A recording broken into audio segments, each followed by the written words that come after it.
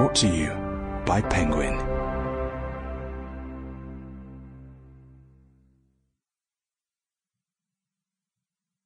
The Silent Treatment by Abbie Greaves. Read by Adrian Rawlins, Olivia Darnley, and Alison Dowling. Prologue. From above, Maggie looks to have everything under control.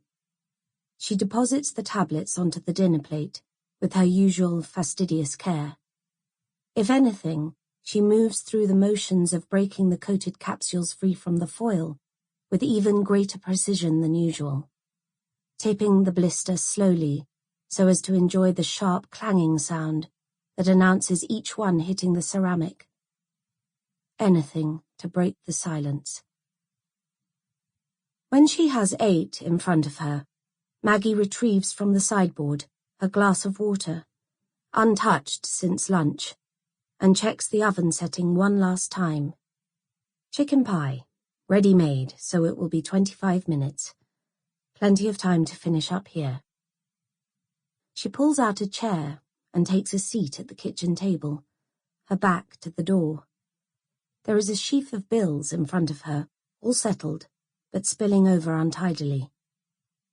Maggie reaches into her handbag and fishes out her most treasured gift, a paperweight fashioned from a rock, decorated especially for her, and places it on top of them. Mess contained, she clicks up her pen. A rollerball, one of the few with ink in the desk drawer of no return, with a smooth glide that seems unlikely to reignite the claw-fisted cramp a week writing in biro has induced.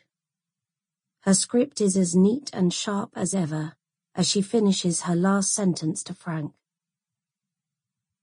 If there is any fragment of doubt in her mind, there are few visible signs.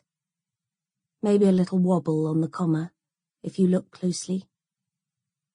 Maggie shuts the red leather planner, and without further ado, she gathers the pills in her hand, drops them on her tongue, and takes a small sip of the water, casting her head back in the extravagant swallowing gesture she developed in her teenage years and has never quite outgrown in the half-century since.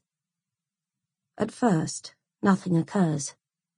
Without moving from her seat, she goes back to trimming the beans, pushing the ends and their peculiar fibrous tails to the corner of the chopping board.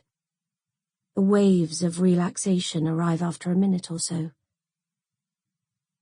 Maggie's slicing begins to slow, her right hand trembling on the cutting knife. Just seconds later, she slumps forward.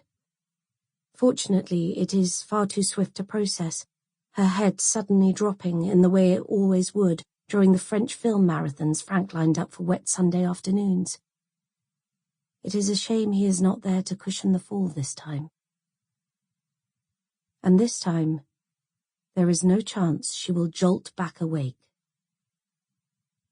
In his study, Frank fixates on the screen in front of him. The end is in sight. A knight, a bishop, and a pawn, all controlled by the computer on a beginner's setting no less, pen in his last bastion of hope, his queen. All those academic achievements, and still he has yet to progress past level 2. It gives a whole new resonance to his most favourite of phrases. Persistence is key. In the past, when Maggie called him for supper, he would be so engrossed in his strategy that he couldn't register the sound of her voice, let alone shut down his game.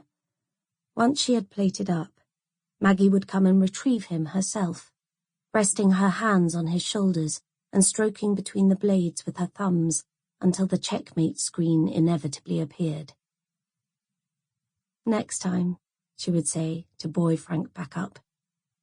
The algorithms might be stacked against him, but Maggie could never stand to see him disappointed. Today, however, there is nothing quite so kind to rouse him. When the fire alarm cuts through his consciousness, his surprise is more that it still works than that it has gone off. Maggie has never been a very attentive cook, though at least it means they don't have to go through the ceremony of testing the smoke detector battery with a broom hat. Sample complete. Ready to continue?